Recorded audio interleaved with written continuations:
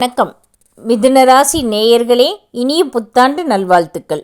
இப்போ நம்ம இந்த 2026ஆம் வருடத்தின் முதல் மாதமான ஜனவரி மாதம் உங்களுக்கு எப்படி இருக்கும் அப்படிங்கிறத இப்போ ஒரு பொது பலனாக பார்க்கலாங்க. இந்த மாதம் பார்த்தீங்கன்னா நீங்கள் தனிமையில் இருக்கிறத ரொம்ப விரும்புவீங்க. அந்த மாதிரி ஒரு மனநிலையில் தான் உங்களுக்கு இருக்கும்.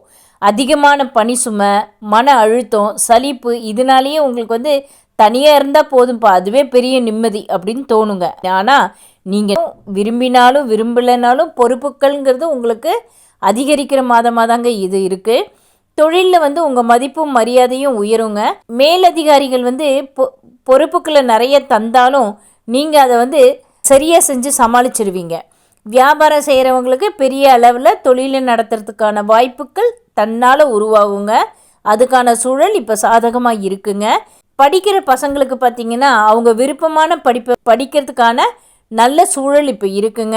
நண்பர்களோடு சேர்ந்து படித்தாங்கன்னா அவங்க கல்வியில் முன்னேற்றம் அடைவாங்க.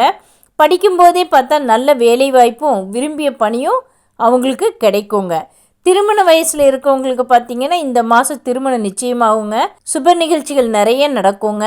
வீடு, வாகனம் அதையும் வாங்கக்கூடிய சூழல் இப்போ இருக்குங்க. தொழிலை அபிவிருத்தி செய்வீங்க. திருமணம் ஆனவங்களுக்கு குழந்தை பாக்கியம் உண்டுங்க. வெளிநாட்டு பயணங்கள் உங்களுக்கு அனுகூலமாக இருக்கும்.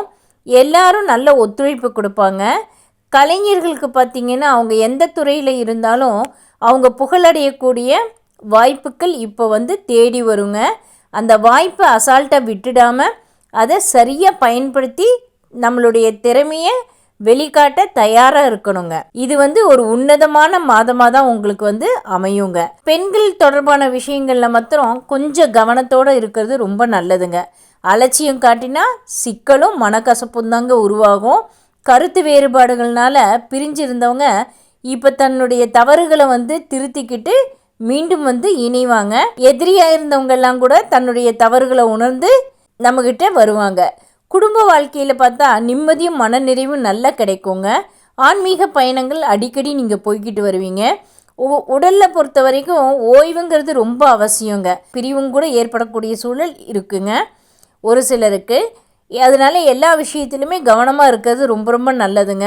பொருளாதார விஷயங்களில் பார்த்திங்கன்னா செலவுகள் அதிகமாக தான் இருக்கும். இருந்தாலும் அதுக்கு தடை இல்லாமல் வருமானமும் கிடச்சிருங்க.